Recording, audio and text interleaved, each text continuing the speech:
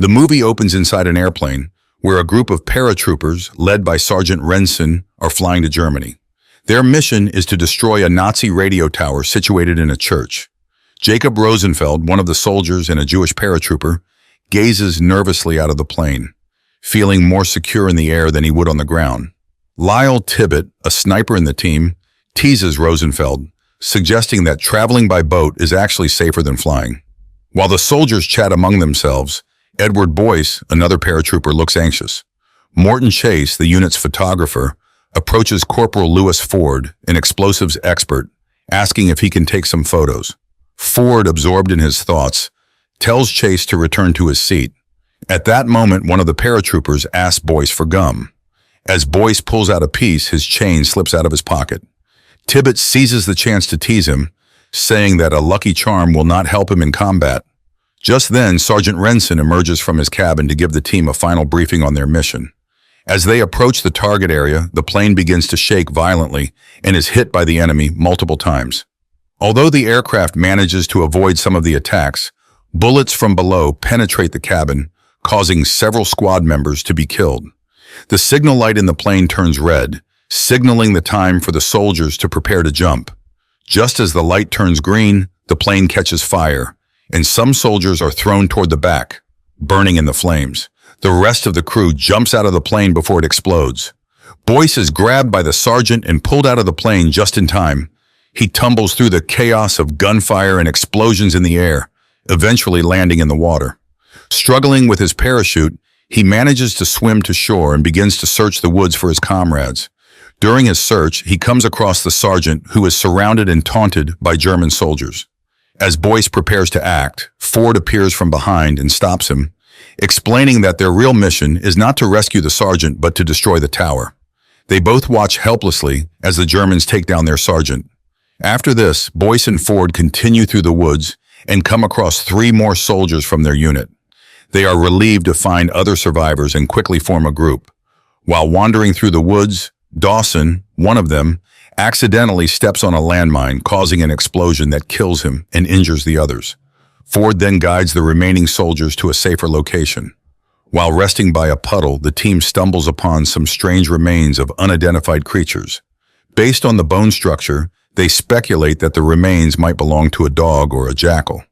Just as they become alarmed by strange noises nearby, they encounter a French girl named Chloe Laurent. When she sees the soldiers, she tries to flee, but they catch up with her. Ford then asks Boyce, who can speak French, to persuade Chloe to guide them to the church. The group heads to the village where the church is located. Chloe leads them to her home and explains that she lives there with her 8-year-old brother and her aunt. Ford instructs Boyce to keep an eye on Chloe while the rest of the team inspects the area. Chloe attempts to return to her house, but the noise draws the attention of her neighbor, Mrs. Lesner, who reports Chloe to the German guards for being out after curfew. Chloe tries to hide Boyce in a small space while the Germans search her. After checking her bag, the soldiers let her go.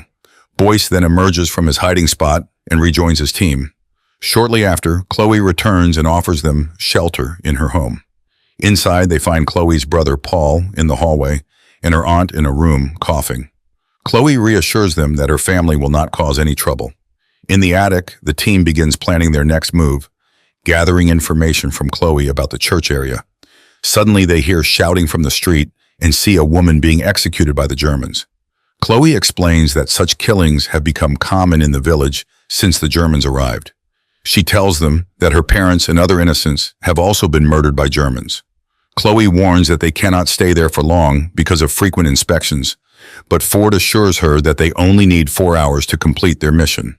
Ford assigns Tibbett and Chase to keep watch outside, while Boyce is tasked with checking the safety of the house. As Boyce searches the house, he encounters a burned woman coughing in a room, frightening him. Chloe then takes him to tend to his wound and explains that her aunt stopped speaking after returning from the church. During their conversation about their pasts, German soldiers arrive to inspect the house. When the German commander Waffner enters, Ford and Boyce hide in the attic with Paul, who is terrified. Waffner tries to force himself on Chloe, and when she refuses, he threatens to take Paul to the church. As Waffner is speaking, Paul accidentally drops his baseball, making a noise. Waffner orders his soldiers to search the attic. Fortunately, Paul blocks the entrance, making it seem like the boy is just playing baseball. The soldiers then return downstairs. Reluctantly, Chloe allows Waffner to abuse her. Boyce cannot stand the behavior and intervenes, holding Waffner at gunpoint. Ford, seeing no other option, assists Boyce in subduing Waffner. They restrain Waffner, and Ford instructs Boyce to check on Tibbet and Chase. Boyce heads out and makes his way through the woods. As he approaches the church, he hides when he sees a vehicle carrying sick and disfigured people. The Germans dump them into the bushes and set them on fire. Disturbed by this, Boyce continues through the forest and spots another vehicle. He hides in the bushes nearby, but is suddenly chased by a dog. In his haste, he climbs into the enemy's truck, only to discover that it is filled with dead soldiers. As he peeks out of the truck, he panics at the sight of German soldiers.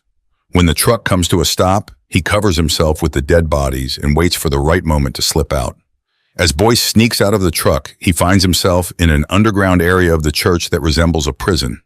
He hears muffled noises coming from small cells and decides to investigate. In a dark room, he discovers a large container filled with blood. Noticing movement in a body bag overhead, he opens it and finds a person soaked in serum. Quickly, he grabs a syringe from a nearby table and escapes the area. While he explores further, Boyce hears someone calling for help. He pulls back the curtain to find a head without a body begging for assistance. Terrified, Boyce leaves the room and discovers Rosenfeld strapped to a bed in the next room. He attempts to free him, but is interrupted when Germans arrive.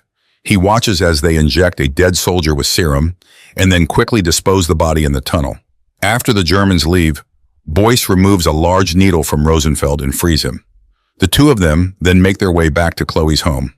At Chloe's house, Tibbet and Chase have already arrived and are waiting for Boyce. When they hear him calling for help from downstairs, they rush to his aid. Downstairs, they find Rosenfeld, who explains that he was captured immediately after landing. Boyce tries to describe the experiments he witnessed in the church, but the others struggle to understand him. He then shows Ford the syringe he took from the lab. Ford takes the syringe and confronts Waffner, hoping to get some answers. However, Waffner denies any knowledge about it. Ford also inquires about the soldiers and the troops stationed at the church, but Waffner remains tight-lipped. As the squad gets ready to assault the church, they plan to take Waffner with them. So Chase goes to check on Waffner, who pretends to be unconscious, but shoots Chase fatally when the opportunity arises. Hearing the gunshots, the team rushes upstairs to stop Waffner. With Chase on the brink of death, Boyce decides to inject Chase with the serum. After a few minutes, Chase revives with renewed strength and soon becomes violently mutated. He begins attacking his own teammates, prompting Ford to shoot him several times.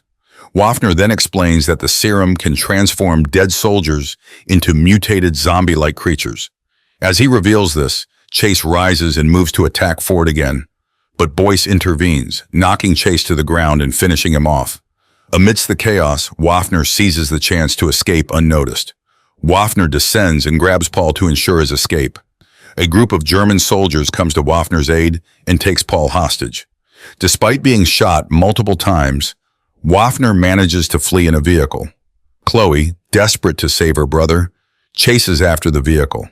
Seeing her distress, Boyce offers to help Chloe rescue Paul, but Ford initially refuses, stressing the importance of sticking to their mission. Tibbet then suggests that they can handle their mission and rescue Paul simultaneously. Ford, though hesitant, eventually agrees to the plan. Meanwhile, Waffner arrives at the lab with Paul and immediately seeks out the serum. Despite Dr. Schmidt, the head of the experiments, trying to intervene, Waffner injects himself with 2 doses of the serum. Dr. Schmidt expresses concern, noting that they have never tested the serum on the living and are unsure of its effects. Waffner, undeterred and with half of his face damaged from the earlier shootout, reveals to everyone in the room that he has regained his strength. At the same time, Ford and his team are assigning their roles and planning their entry into the church. Boyce, who knows the best entry points, leads the team. They assign specific tasks to each member, who will split up during the mission. To initiate their plan, Chloe deliberately attracts the attention of German soldiers, leading them on a chase through the town. She manages to lure one of the soldiers to a nearby bridge.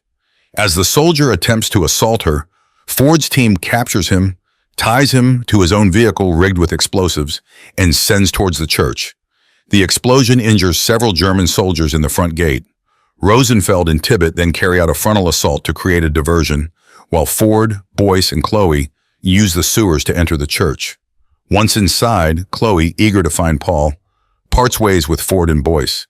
In a hallway, she confronts two soldiers at gunpoint and, after failing to get information about her brother, shoots one of them. Chloe then demands that the other soldier guide her to Paul, but he tricks her into a room with a dead body. Meanwhile, Ford and Boyce seize control of the communication room, and Ford sets timers to destroy the facility. Back with Chloe, the soldier draws his gun to attack her as she enters the room. Boyce arrives just in time to rescue her.